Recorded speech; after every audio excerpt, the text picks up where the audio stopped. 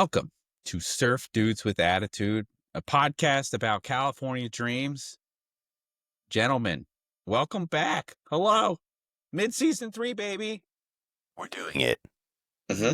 I gotta tell you, it. I gotta tell Yes. you, this Yes. episode really leveled up. I think we were on the money about this season being the were season excited where it about this. became a TV show. This was a couple weeks ago. We've had a little bit of a break, but like I remember as I put it on, I was like, fuck yeah, it's the fuck Yeti. It's this episode. Gentlemen, introduce yourself. Let people associate Oh, names right. with your voices. Sorry, this is Pete Rains. I'm from New York City, and I'll be lulling you into a lullaby of California dreams this week. Thank you, George. I'm James Oliva. I'm the co-host here, and I find that drinking makes this show easier to watch. I'm George Howell. I do nothing here. Yeah, that's true. You look great with a haircut, though. Thank you. So do you. So I relate to this episode. I have been hurt skiing before, so My God, you've just unlodged the memory. I remember in school, we used to call you Bono because you. Oh, sorry. I remember in school we used to call you Sonny Bono because you used to walk around with a cane, and because you had some kind of skiing accident. I didn't walk around with a cane in school. I definitely remember you walking around with a cane. This was another. You injured yourself multiple times. Oh, yeah, for sure. Yeah. Did Sonny Bono walk around with a cane? No, Sonny Bono died from a skiing accident. Oh. We were horrendous children. Yes. No, I've had hip surgery. There have been multiple cane moments in my life. George is just so anxious to become an old man to yell at children on his lawn. He's just, I think you just did a speed run of life. The whole George Costanza thing, you just walk around with the cane, get special treatment. It's true. And then you get a wheelchair after that. You just level up. But James, I agree with you that this episode, it delivered. And I think it delivered on kind of a subatomic level, because like this just went full ridiculous, absurd. And we took the kids out of their home turf, and we put, not only did we like see establishing shots, but like we're in fucking winter. There is snow. They this literally might be the first time. They stole a set from another show to make this episode. They would have had to have, yeah. Well, if they built it, it was a very cheap looking set, and we're going to talk about all the ways that it looked cheap on this episode of Surf Dudes with Attitude. There were what, like at least 3 outdoor scenes in this? Like we had some B-roll footage as well, I think, for the first time. At the very beginning, yeah. Like they spent some money. They went like all out, like more all out than the Wild West episode. I mean, that was a dream episode, so I don't count it. I mean, I think we have to go to the judges on that, but it's yeah, Pete hates dreams. It's not tethered into this world. I'm sorry. This world has Yetis, and it has ski resorts, and it has evil businessmen. That is the world that I know and I'm comfortable with. I'm sorry. Well, let's do it. Let's go ahead and just say our catchphrase, which is the catchphrase that has always been the catchphrase for this show. Before that, if anybody has any questions, comments, concerns, if they have any pitches for a new catchphrase, email us at surfdudeswithattitude@gmail.com. Please subscribe to our content on Instagram, YouTube, and TikTok. It really helps us out. Write a review for the show, tell a friend, send a carrier pigeon, whatever. But yeah, we're about to jump into episode 8 of season 3 of California Dreams. Va-va-voo. Don't do it. Got you, buddy. So let's just set the stage. All right, we have my very first establishing shot of the Overlook Hotel. And they're at the Overlook Hotel, and there's people frolicking outside, and you can see it's a very merry place. This is clearly not the off season. I guess this is after they've cleaned up from Jack Nicholson. But we jump right into it. They walk right in, and we see for the first time, right, Lorena's dad. Have we seen him before? I was going to ask George this. Lorena's dad, I think, was in one of the first episodes where we see Lorena. I might be wrong though. This is an easy cursory search that I could have done, but I didn't. Um, I I don't know. Um, he might not have been there before, but we're gonna check it out. But Well, anyways, he walks in, the kids walk in, and we get our another new thing, which is the completely new set that they've obviously stolen from another show, like we just obviously, discussed. This set is very elaborate, and I find it hard to believe that they built this entire set for this one episode of this show. I'm convinced they stole this from another show, and I was honestly hoping that you would have pulled up some conspiracy shit about, well, this is what they used in this show on this episode. well, I'm still getting to the bottom of this one. This is the first time that we've seen The investigation's Lorena's ongoing. dad. Yeah. Yes. At least this actor is he's only played Lorena's dad in one episode. And we should mention that this episode is called The Princess and the Yeti, and it aired on October 29th, 1994, which, James, this is the Halloween episode. And well, by a that very does make thin sense. thread, I guess it does make sense. It does make sense. That tracks very well. We'll get into the Scooby-Doo elements of this episode in here in a bit. But so we get the kids walking into this very nice ski resort that apparently Lorena's dad owns, and we find rich. out That's his whole thing. Yeah, they're real estate family, wait. whatever. Stop. Where is this? No idea. They never mentioned that at all. George is saying this is in Colorado. I thought this was something that makes sense. I thought this was something like Tahoe or something like that. Wouldn't that make more sense? No, it's the Overlook Hotel. So it's like Vail or Aspen or something? Estes Park, Colorado. Okay, I'm pretty sure. I have a ton of questions. George, is there some kind of throwaway line where they said they flew the dreams out for this show? George is saying yes, very adamantly. Jake thinks so. Jake apparently thanks him. Okay. So did they freight all of their instruments? Did they rent? How is this helping the lodge financially to bring a high school band out from 2 states over? Please, somebody tell me. They're very desperate.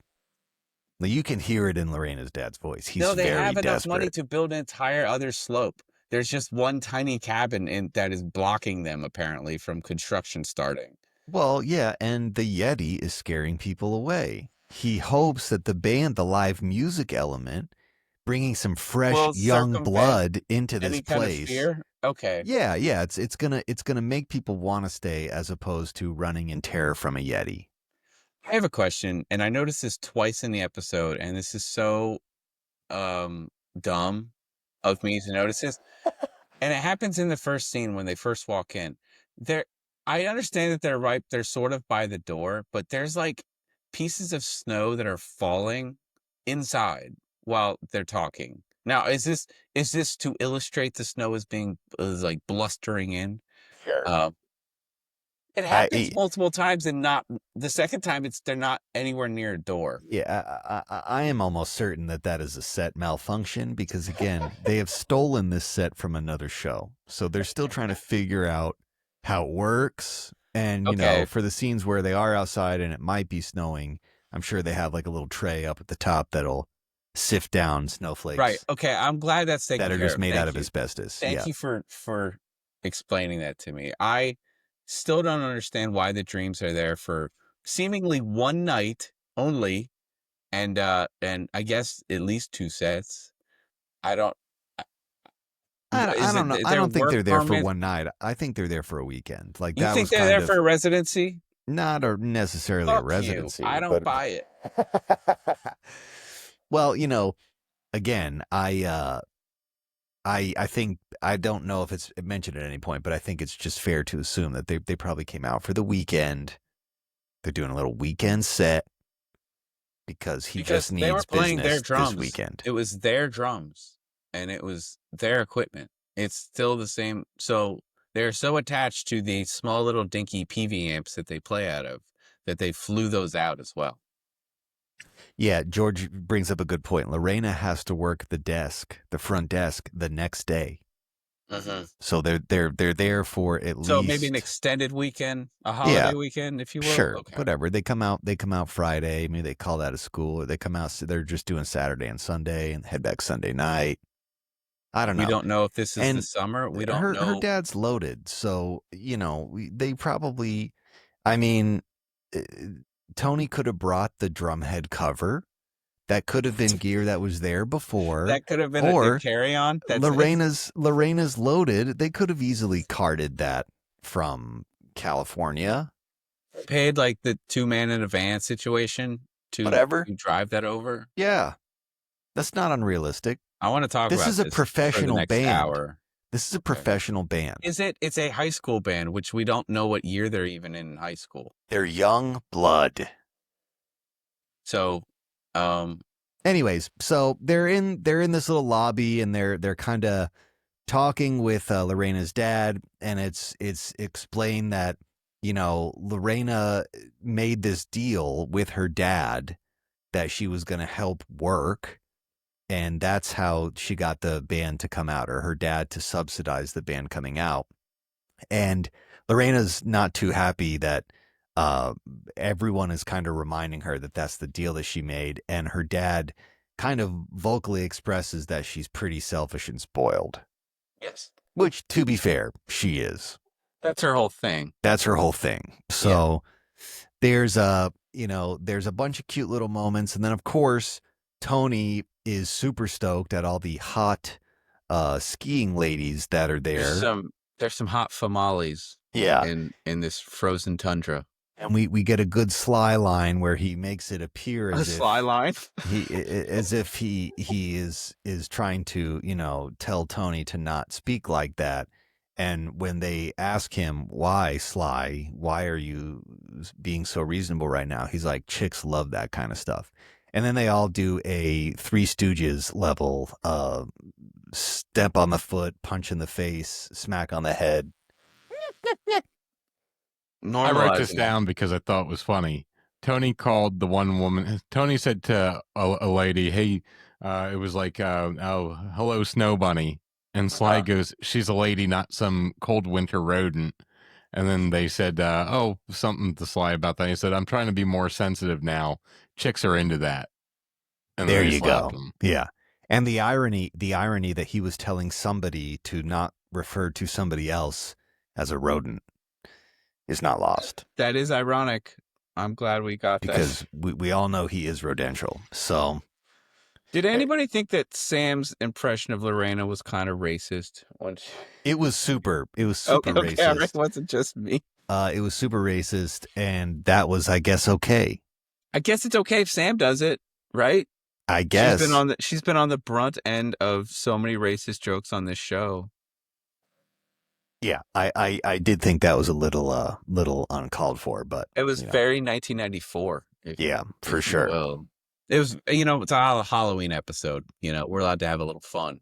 Yeah, a Shining episode. Yeah, it's a Halloween episode because it's an homage to The Shining. Yeah. So speaking of The Shining, we're gonna go to the hotel room now, and Jake is having some kind of existential crisis because he's not going to wear a snowsuit. Which at first I was like, you fucking asshole, Jake. But I'm glad that they mentioned it. And I'm glad they made it a part of his character that he's so stubborn. He's so bullheaded. He's not going to wear like a silly looking snowsuit. And I do we'll get to that. One of my favorite moments in the episode occurs when he tells them, I'm pretty sure he said, you look like Pillsbury Doughboys. And then he he pokes their stomach and they go, whoo. That was hilarious. Well, it's so of that time. I guess the branding was strong. Maybe they had a sponsorship, in those days. Yeah. And I noticed in the scene how tiny these beds were. This was like Matt Garrison style size bed in here.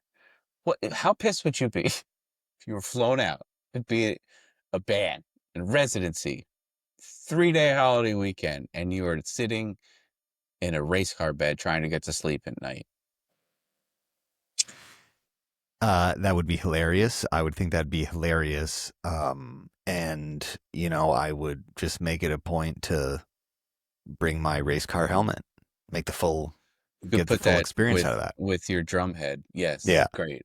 And it's, it just makes sense because they're working, they're not renting a room.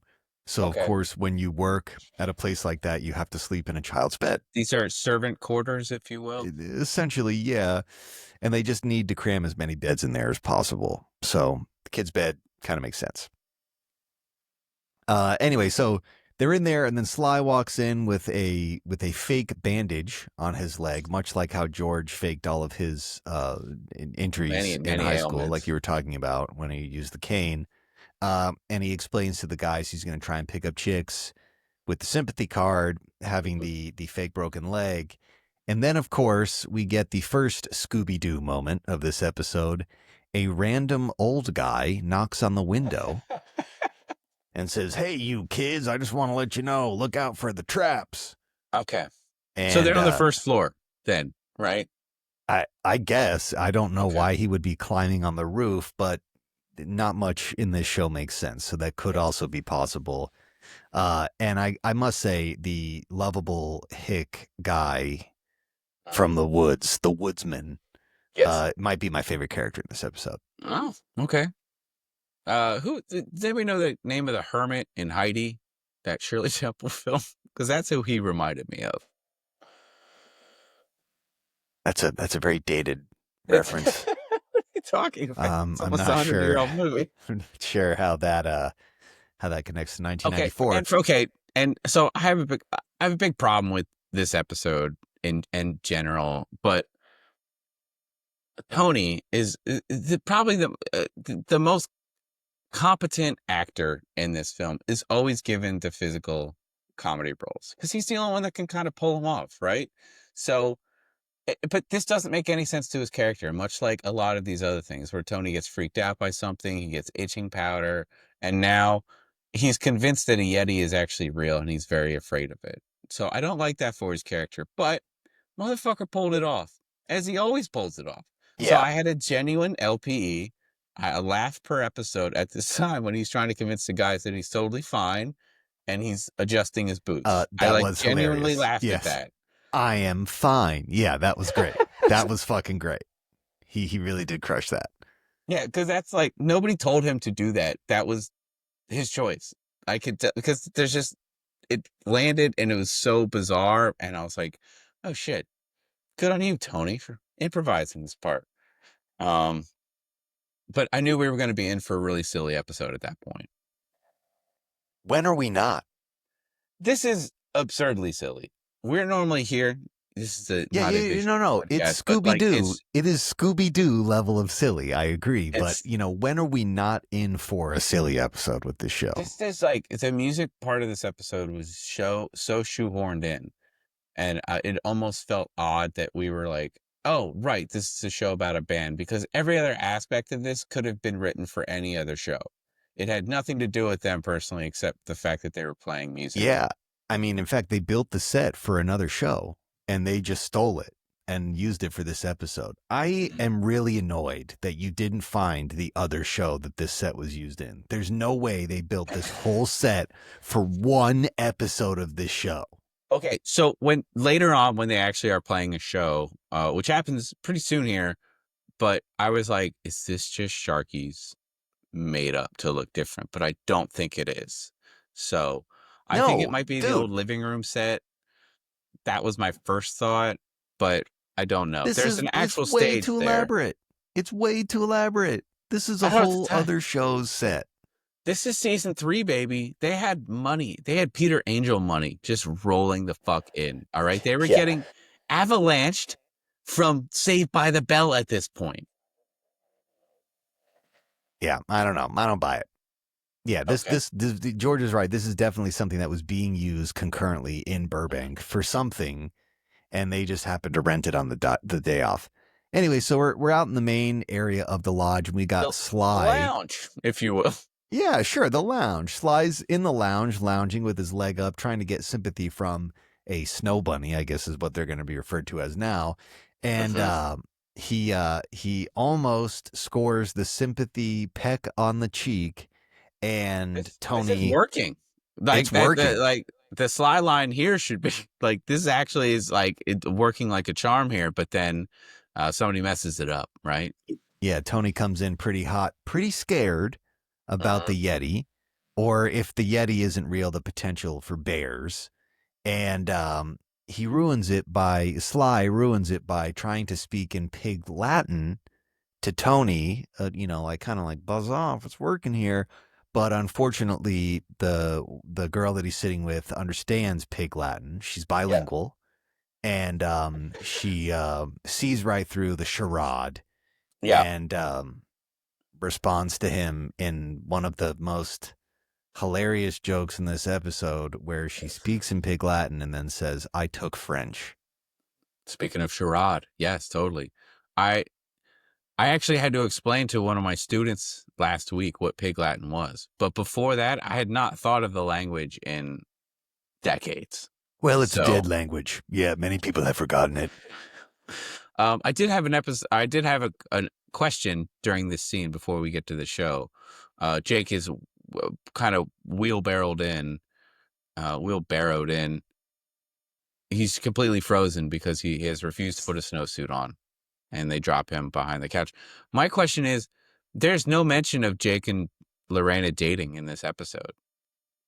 Is this going to be like A soft going to be like launch a of a Tiffany breakup. thing where Yeah. they just aren't dating certain episodes? But I don't, I think at this point it's just kind of assumed they're dating, I guess. You think that Lorena is hiding this from her father? Or are we saving Could that be. for another episode? That could also be it. That could also be it. I mean, Jake was Plus, very polite to the father. He thanked them for the Sure. airfare, and like he's been nothing but polite. So like he didn't do anything untoward that would make the father upset that he was dating his teenage daughter. Yeah, but Lorena's also there working. This is not just fun for her. This is business. Yes, She's working at her family's establishment. But as we know, she hates working. And we see that in the next scene where they're actually playing a show. Lorena's supposed to be at the front desk, and she's not. Now, I was curious where we had heard this song, because this song sounded very familiar, and George piped in. This song was actually used in the second episode of the second season. It Must Be Love. This was Jenny's final episode. Wow. Her farewell episode. This is the song. So this answers a question, because we've gotten so few music scenes in this season, and I'm pretty sure all the music we've heard on this season is new. This is the first time that they're playing a Matt Garrison song this season. It's a big deal for people in the California Dreams world. Yeah. They only played 45 seconds of it, Well, so can he even sue them, We had this question of like, are they, like, when somebody leaves the band, are you still playing their songs afterwards? And it's a very tenuous situation. Well, The fact that this settles it. They do. That's why I'm saying this feels like it's just jammed in there. Like they couldn't even be bothered to write a new song, a new maybe snow themed song, you know? Yeah, George also brings up a good point. When you guys did that first episode, that was back before the cast hated this show. So I mean, hate's a strong word. They're definitely aware of us. And I think maybe it's a split decision from the judges on whether they enjoy that we exist as an entity. But we're giving them a nice break between seasons, and then we're gonna come back hard. Yeah, so they're really gonna hate it. Anyways, so I do want to say they had a really good keyboard stand. They had an ultimate keyboard stand. Looks like they had some really good rack gear. I could see in Jake's guitar rig from the opening shot. His if only the pantomiming of his guitar playing matched up with the level of gear that he had. Let's talk about it. It's terrible. It was pretty bad. And I think this has changed. I told him I thought it was pretty realistic, and it's almost like the universe is like, got you, mother. I got you on tape, motherfucker. And every single episode I've seen after we've talked to J. Anthony Frank it's awful. Like, not up to snuff whatsoever. Yeah, it's not believable at all, and I would honestly pay to watch Zach Throne play guitar. I would pay to see that. And I don't pay for shows. I haven't paid for a show in 100 years. I think Mark looks like an Oreo in his outfit. There's lots of really big sweaters in this episode because they've never had to use sweaters before. Like, we're actually in a climate now that would necessitate, a closet full of sweaters. He's got to keep his vocal cords warm. So, Tony's got the turtleneck. Mark has this little zip up hoodie thing, with the collar popped, keep the cords warmed. And George brings up a good point that George says they re-recorded this song with Zachary Throne, who does the voice of Mark when he's singing. So ergo, this technically is a new recording, but it's not a new song. So they're only paying what's his name publishing. Okay, that's good. Sure. That's good. I mean, they're a very professional business band. So this band is doing 2 sets to they're playing 2 songs. It's not 2 sets. They're just playing 2 songs. No, they said we're gonna take a break.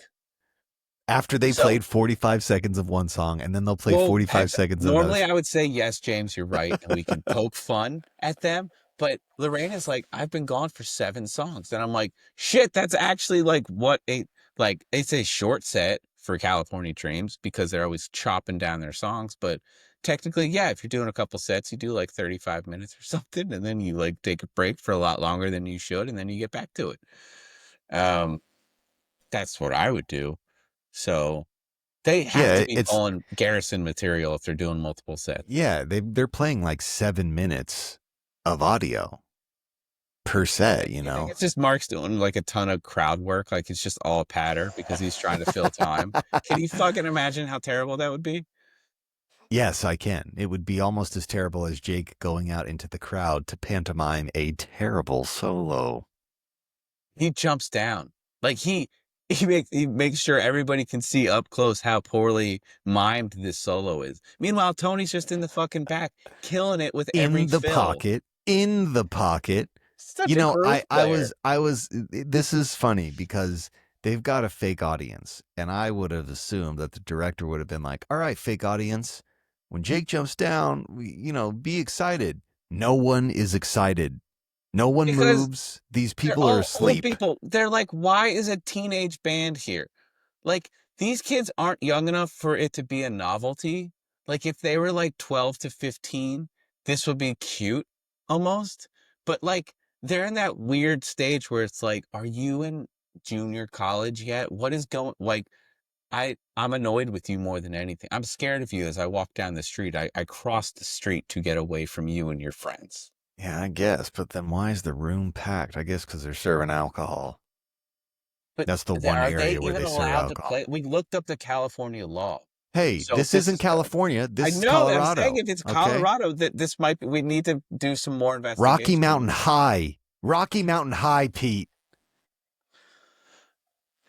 I think there's snow in California. The rules don't apply on the mountain. Is Lorena's dad living there? Or is he just staying there to open up this ski lodge with a new slope maybe and then goes back and forth? Is this a neglectful dad situation? Well, that might be.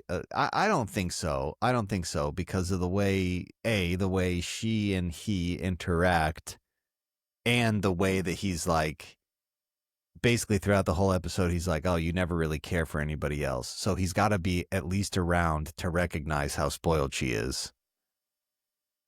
I don't know. I mean, whatever it is, it gets resolved in one episode.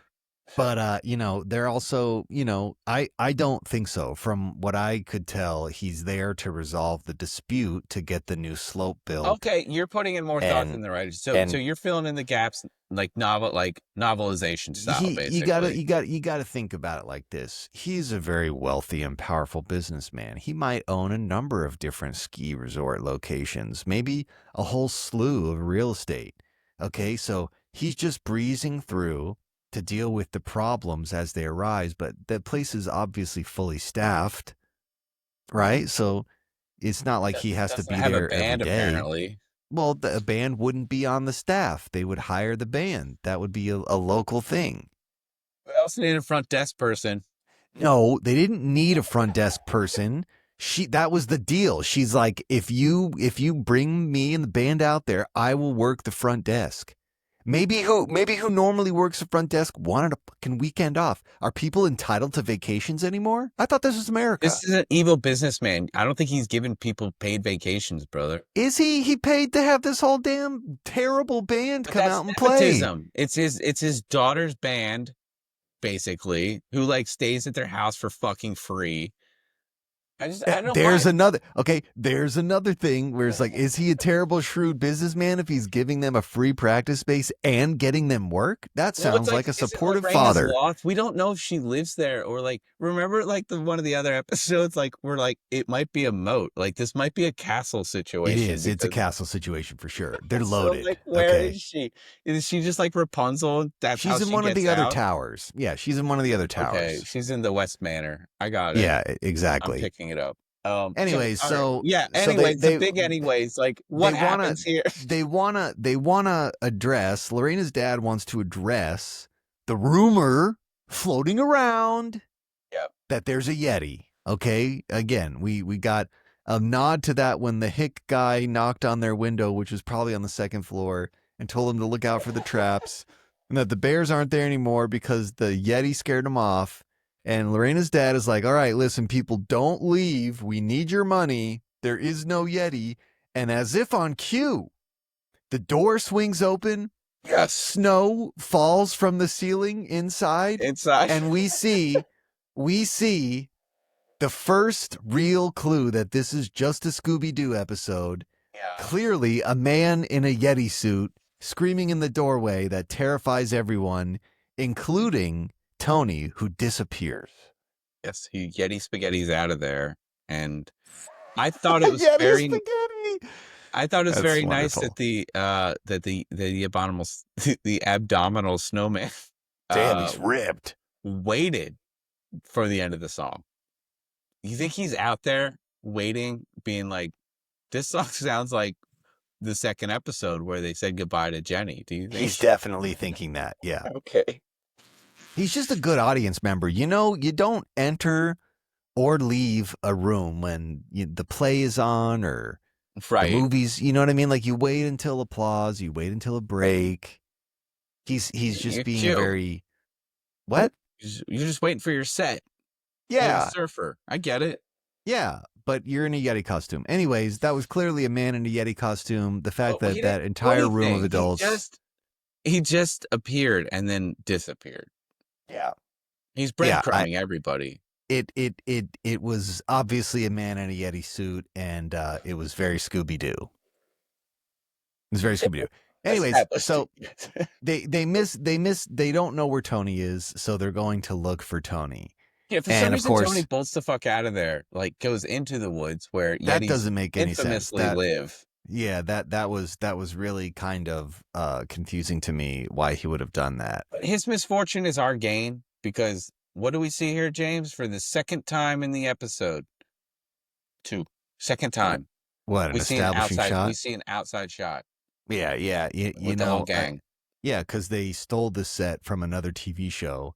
This one maybe they could have put this one. Yeah, they could have put this one together from what was left over from Northern Exposure. The lodge, though, they for sure stole that from somebody. Anyways, so to avoid getting frostbit nipples, again, Jake makes sure to wear one of and this is how we know they're dating, because how we know they're dating, because Lorena has an extra parka that he can wear that is bright pink, and there's a pretty dated ribbing of him by Mark wearing the pink. I guess today that wouldn't be weird if a guy, even a really macho guy, wore a pink parka. That would be right on brand. But at this time, that was taboo. You get shot in the wilderness, if you did that. Of course, they would confuse you for a unicorn. Yeah. Dancing in a dewy meadow. I actually think that Jake pulled this thing off. I kind of liked him in this look. It was like, you're so manly and so confident that you can wear something this ridiculous. And you know what? It fit him pretty well, knowing that it was... Lorena's, right. Yeah, that is a good point. It even had lace on it. I did like the lace. Needed some fringe, but very close. And good touch. I really liked it. so they're trudging through the woods looking for Tony. Tiffany comes up with the idea that says, "Hey, there's a hot snow bunny over here." He immediately like lets out where he is. I don't know why he can't hear him then, but it doesn't matter. And we find Tony. What? We find him in one of the traps that the old man had warned about. He's in the Old Man Yeti trap. Yes. Again, Scooby-Doo for sure. Now, do you guys remember last time we talked? I said I specifically remember this scene because of how poorly the set looks. As a 11-year-old child, I was like, that looks like shit. And it's when he gets dropped. And the entire floor underneath him raises up. Yes. Yeah. Like they don't even try to hide it. Listen, and then have you ever cut someone from a hanging net and have them fall on a freshly fallen blanket of snow? That's just what the ground does. Okay? And if you didn't experience that, then you haven't lived. Does Jake just carry around a knife? Like, is this like he's such a fucking greaser from the 50s? He just has this knife at the ready. I mean, I carried a knife when I was a kid for sure. Shooter. Yeah, that's what I'm saying. Okay, I wouldn't go that far. There's plenty of people who carry knives that aren't school shooters. You're looking at one. You're talking to one. Exactly. That's what I'm saying. So, anyway, I mean, out of the group of them, he's the only one that's going to have anything sharp. It looked exactly like it did in my brain. My brain has held this on for 30 years, and it looks just as terrible. And I'm like, step it up, okay? Because it happens multiple times in the episode. Later, you could see they're walking like this mat on the ground. You're really holding a grudge on this, aren't you? I've waited for a long time to talk about this. Clearly. Okay, anyway, so they cut him down, and they're all freezing, and they need to find shelter fast before nipples start to freeze. And they stumble upon a serial killer's cabin in the woods. It's a murder cabin. They do say that a number of times. Anyways, it's clearly a place where somebody is currently living because there's food on the table and the lights are on and there's a fire going. And so they just barge in and try and get warm. And the one thing I kept thinking is this scene must have sucked to film because in those jackets underneath the set of the lights on that set must have been hot as shit. That is what we had J. Anthony Frankie on, and he was saying he was actually glad he had so many layers of clothing because they actually kept it so cold on set because of those lights would make everyone hot. They would just blast AC. So he was like, I felt good most of the time. But maybe on something like this, everybody else doesn't have the same metabolism. Leather jacket too. It breathes a little bit easier than parkas. Leather jacket, flannel, long T-shirt, pants. Are we just naming clothes now? Underwear, handkerchief, pantaloons. Anyway, so they're in this house and they're trying to figure out what murderous individual lives there. And in walks Old Man Guffrey. Old Man Guffrey. That's me. Who even refers to himself as a hick. That was surprising. Now, he does try to establish that by saying, I'm just a man who lives in the woods and makes his own clothing. But he for sure got his entire outfit from Land's End. There's no way he made I wrote that down any too. of that shit. He did not make that. He's like a master fucking seamstress. He's like Buffalo Bill over here. I'm like, seriously. That's a really good job. That looks like a nice fucking jacket. It's like made out of the skin of sheep skiers. wool in there. Yeah. Good for you. Yeah, that's hilarious. Anyways, so as Mr. Guffrey comes back, he basically starts explaining to the folks that he's just a simple man who lives a simple, quiet life, and his life isn't so bad except for the fact that the evil businessman is trying to take over his property and build a ski slope. Okay. Yeah, he's got electricity, but is this man shitting in a bucket?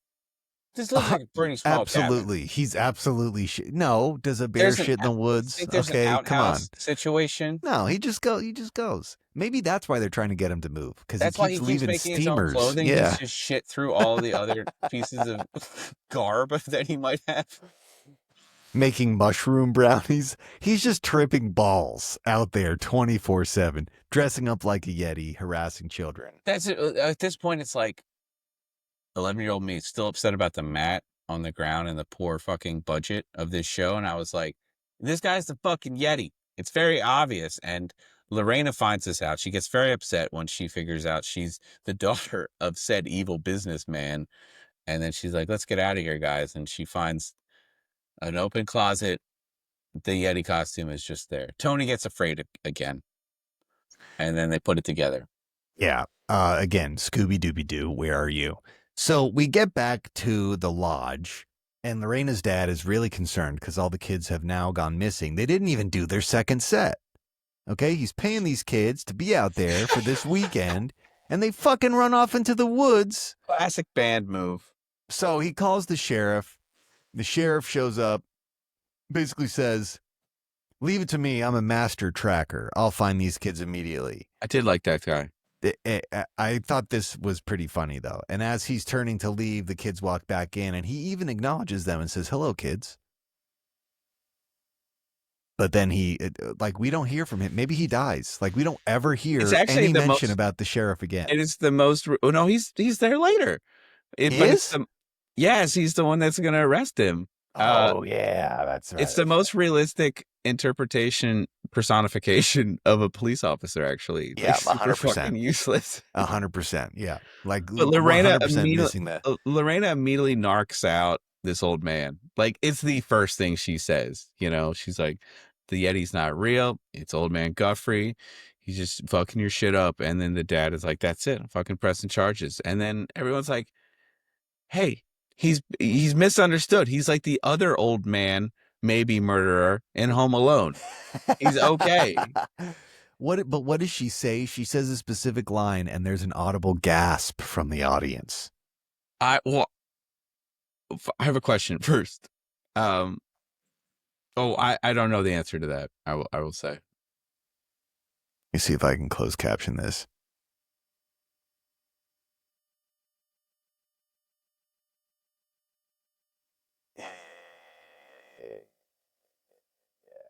Oh, yeah. Okay, so she's like all of a sudden super invested in her father's business. Like, she's like very pro camping lodge. And so basically Tiffany is like, why do you all of a sudden give a shit? You didn't want to work at all. You didn't want to help support this at all. Is this where she's like, I'm not selfish? Oh, no. People, well, you do your thing. I messed up. Yeah.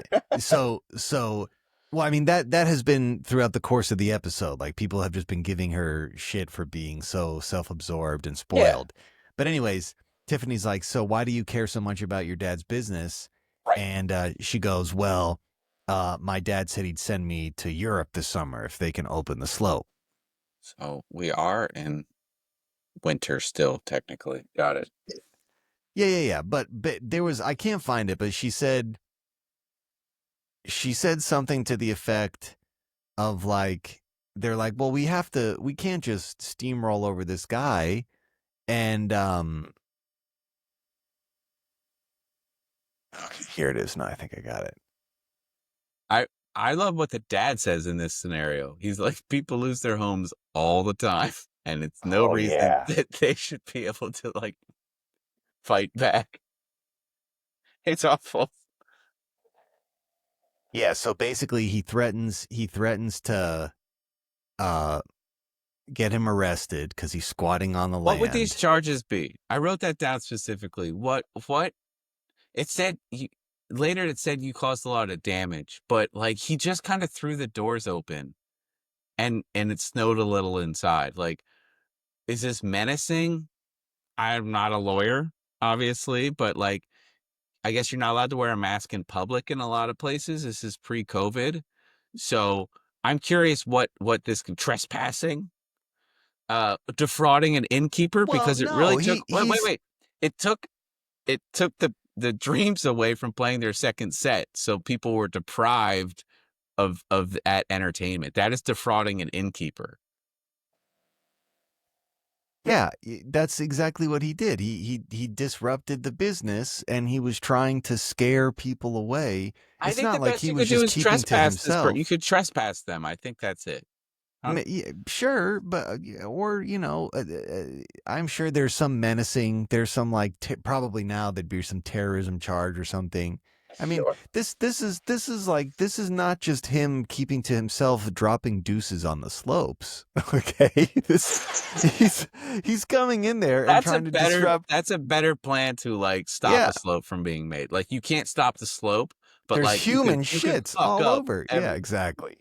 That's a long-term con right there. Exactly. So all the, her dad is like, you know what? We're going to go after this guy. This is unacceptable. And all the kids are like, you can. He's lived there for 40 years. We don't want He's to a nice disrupt. guy. We don't want to disrupt his life. And they're like, Lorena, you were there. You saw it. And she basically says, I can't find what she said, but it was like, what does that have to do with me? And the audience goes, Well, then they're like, I'm not going to say this for a lot of people, but you were more selfish than Sly. And then Sly had another line that I thought was great where he was like, I'm not selfish. I just don't care that much about other people. Which again, Sly is sociopath. And that is totally what he would say. And it was very well delivered. Good on you, Sly is the Michael. real serial killer.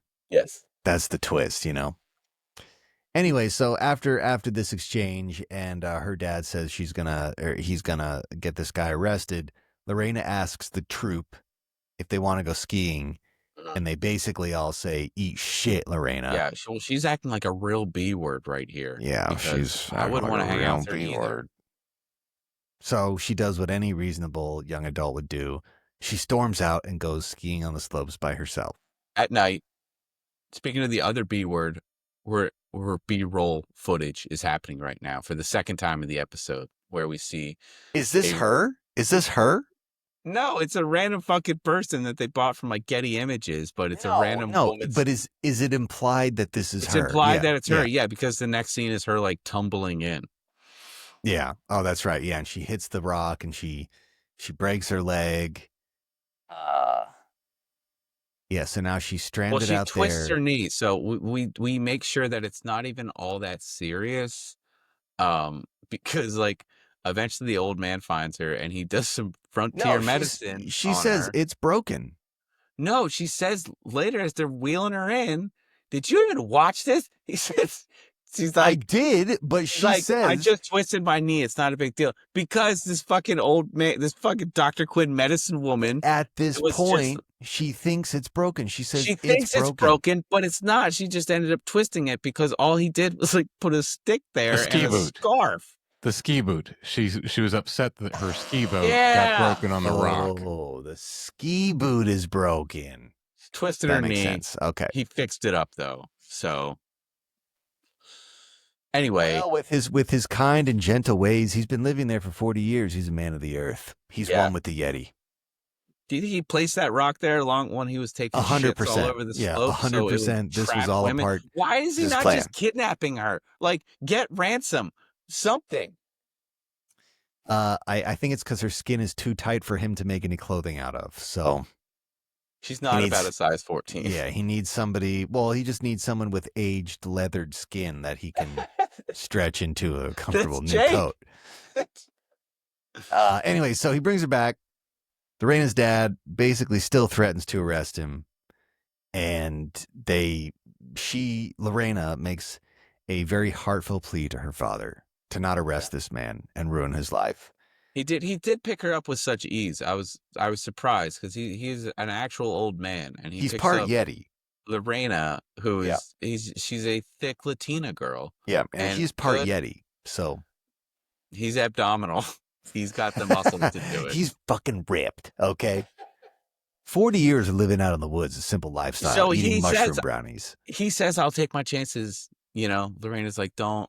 You're going to get arrested. And he's like, whatever, I'm going to do the right thing. So when he takes her back, that's when she says she twisted her knee. And then Lorena's dad is like, arrest that man. Now, here's an insight into how rich they are. Okay. So basically, Lorena says if you don't tear down this guy's home, she'll forfeit the trip to Europe and her allowance. And apparently her allowance is so much that it would replace whatever value of money her dad was going to offer him to buy James, that you're missing the fucking subtext house. here. He was like, I see that you care about something more than yourself. so I will And- give it a chance. Then he says that, but like in her mind, that's enough money to cover whatever money he had already, it would trump whatever money he had already offered the guy to move away, which based on his business practice we can assume was like $20. There is zero chance that cabin was not bulldozed within a month's time. We will, and with him in it, because but we'll never know how ruthless they are. We'll never know. We never see this actor again playing Lorena's dad. Well, that's because they kill him. The dad, the dad gets murdered too. No, not the dad, but the guy in the woods. They kill him. Oh no, he's dead. Yeah, 100% dead. Yeah, they poison his mushroom brownies. He goes on one final trip. He never comes back. Should have taken that money and left. That's the point of this. This show's just all about union busting. That's what it is. Yeah, that's the real subplot here. And I just like that the cop in this scenario, because the dreams are trying to convince the dad to like find another solution. And this kind of happened before when they were going to sell Sharkies. Like, okay, let's see what I can do kind of thing. And like, there's really no promise that there's going to be some kind of resolution. It's just like, because he already came up with a solution. There's no way that like he could just change his mind about this. Like if you're trying to build a slope, you have contracted construction companies, you've gotten zoning permits. That's right. There's just a lot of fucking loose ends, and it's he not already came up with a solution. If you know what I'm saying. The final solution for this man, for this guy, yeah, it sure was. We never. But the see cop him is again. the cop is just watching this whole life lesson go down, and he has handcuffed this man in front, which is honestly not Lorena's dad. Policy. Lorena's dad. We all know Lorena's dad bought off the fucking sheriff. Okay, there's no way that sheriff is Dudley fucking Do-Right. Okay, her dad paid off the sheriff. The sheriff is gonna kill him, make it look like an accident. Everyone knows that's where this is going. It's a classic Scooby-Doo ending. Fail for sale, Colorado. That's basically what this is. That cop was gonna like make him like suicide himself or like burn the cabin down with him in it, which would also help with the demolition. And come in and write a report and be like, he fell asleep smoking a cigarette. Classic cover up. He's got squatter's rights. He's not going anywhere. Yeah. 100%. Somebody fell into their own outhouse and drowned. It happens every day across America. Guys, he choked to death on his own steamer. What did you think of this episode overall? I mean, I thought it was hilarious that we'll never hear from this portion. We'll never see this set again. We'll never see some of these characters again. I think this will never be referenced. If I'm not mistaken, and it could be my 11-year-old brain still upset about the Snowman, I think we actually do go back to this ski resort at some point. Fucking believable. I do not believe that. I'm almost positive, because I remember multiple ski things, okay? Because this show runs out of fucking things to do with the band. So they recycled the ski lodge? They've already run out of things to do with the band. They're skiing. And when that happens, and you gentlemen will be with me while we witness this, we're gonna A/B these things and compare them and see if it's the same set. What do they do? Come back and give the Yeti a birthday party? I mean, why would they go? Do not know, skiing but again? The fact that this guy who plays Lorena's dad is not in any other episodes is lending some doubt in my mind that my 11-year-old brain is not retained all the correct information. They probably couldn't get him. That guy's been in a ton of stuff. I might be conflating this with the Saved by the Bell or Boy Meets World. What else? What else has that guy been in? Oh, he was in like Predator. He was in the remake of The Fugitive. So this is like bottom tier for him. This technically he just the like 1993 version. He was like, "Oh, I'm off this week. I guess I can take this job." Probably, yeah, but he's got a long list of stuff though. Yeah, or this episode. TV wouldn't it be actor. sick if this episode tied into Predator? Yes. I mean, technically it's a creature living off the land and nobody believes that it's real. The Yeti's out there hunting. Exactly. Yeti spaghetti, baby. James, do you want to guess what the next episode is going to be all about? Wait. What? I would love to see Predator versus Yeti, actually. It would be sick. That would be a sick I think we've fucking established movie, who got all the awards in this already. No. Well, we kind of did. Yeah, you're right. Okay, so let me rephrase.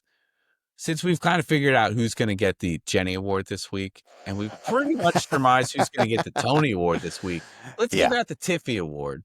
Who would you want to be in a band with this episode? Since there's not a lot to garner, but let's throw it out there. You know, Tiffany was pretty low maintenance. Tiffany had like 2 lines in this whole. She was pretty low maintenance this whole episode. She was not doing great on the bass, but because Jake's solo was so bad, and it made her look better by comparison. Yeah. He's playing like jazz 11 chords or some shit at the end. It makes no sense. It is basically just a D. It makes no sense. Yeah, I mean, I would honestly go with Tiffany because she was so low maintenance. Tony had the whole fear of the Yeti, caused him to go outside. Mm-hmm. Mark looked like the Pillsbury Doughboy. Jake. Best lines. Was it Jake or I'm sorry, was it Tiffany or Sam? I think Tiffany, because Sam had at least a couple lines in the beginning where she's making fun of Lorena's ethnicity. But after that, when does she talk? I want to say she has a couple lines when they're after the Yeti storms in. She had a couple zingers when they're out in the wilderness too. I don't remember anything that she said. Is it possible that she had less lines than the sheriff? No. Wouldn't you want to be in a band with Lorena, though? I mean, she got the gig. She got the Lorena. Brings up a really good point. We've already covered this in another episode. Lorena is not part of the band. But here's the thing: we can give the Tiffy Award out to anybody. Because I was gonna say the Yeti. I want to be in a band with the Yeti because like he's big and scary. He gets people doing what he wants. He does his bidding. And guess what? He also rescues women when they're in peril. The Yeti would be awesome playing like bone drums. That'd be sick. He's definitely a percussionist. Let's be honest. Huge abs, yeah. Ripped. He's fucking ripped. James, it's coming to that time of the program. Would you like to guess what the next episode is about? Yeah, sure. What's the next episode's title? The episode is Winkle Wick's World. Winkle/Wick's World. What? Winkle Wick's World. Winkle like Sly, Wicks like Tony. What? Stop giving away any clues, George. There's no way he can give away clues because I have no fucking idea what any of that means. You got to at least try. Winkle Wick's World. It sounds like a terrible amusement park. Do they go to a terrible amusement park? Did they steal another show's set to go to an amusement park? Is that another Scooby-Doo episode always takes place in an amusement park? God damn it. Damn kids. I don't know. I forfeit. The gang breaks into small groups as part of a class project to create and film their own TV shows.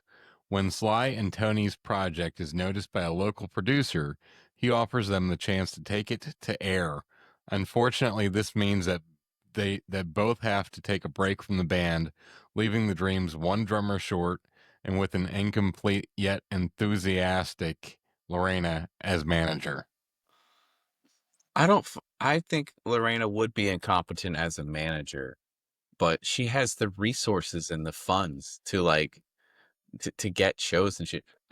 Okay. Well, look, we'll talk about this all next week, but I'm just saying, like, this doesn't mean how many shows does the fucking Dreams have that they'd actually have to take a hiatus?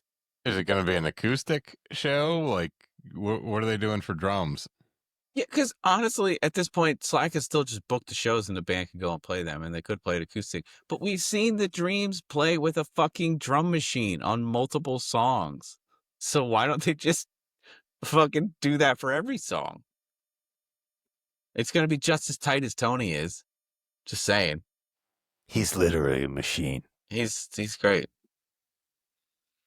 So, James, we're going to give you a failing grade on that one. You weren't even close. Yeah, that wasn't. I didn't have any clue.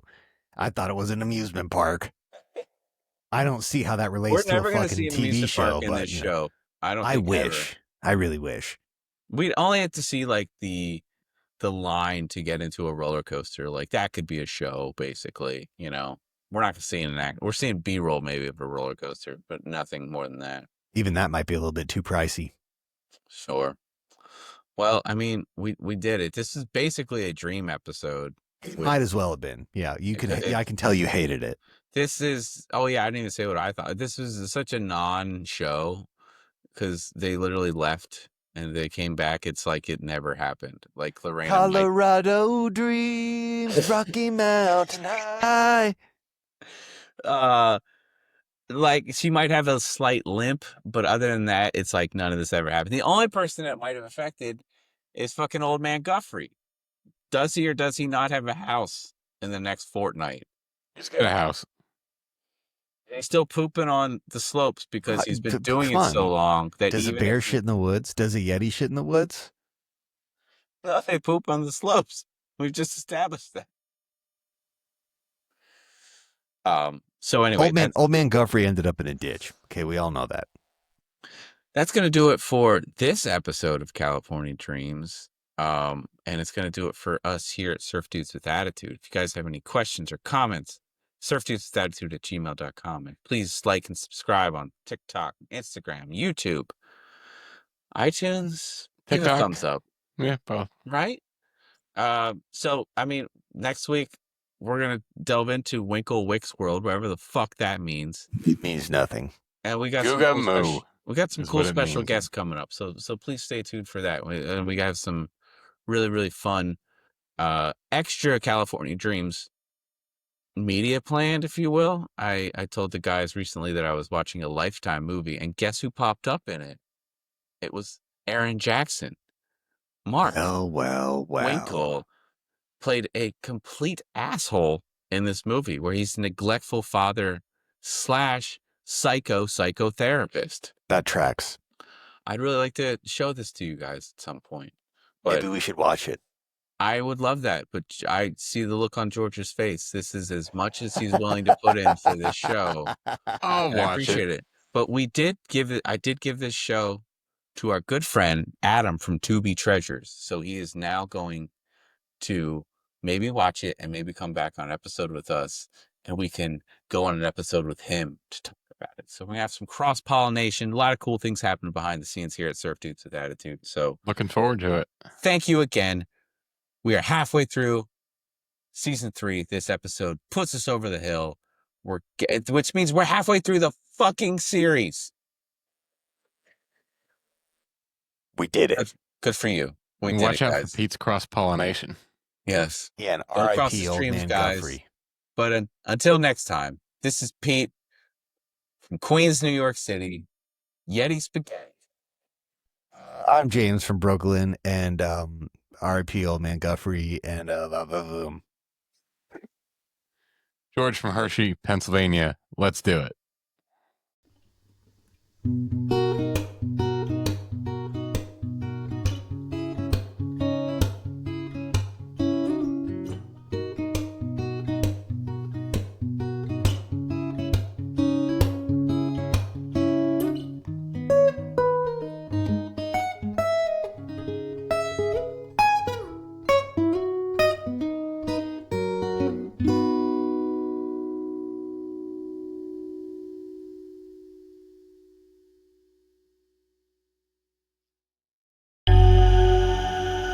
This has been a Waning Moon production.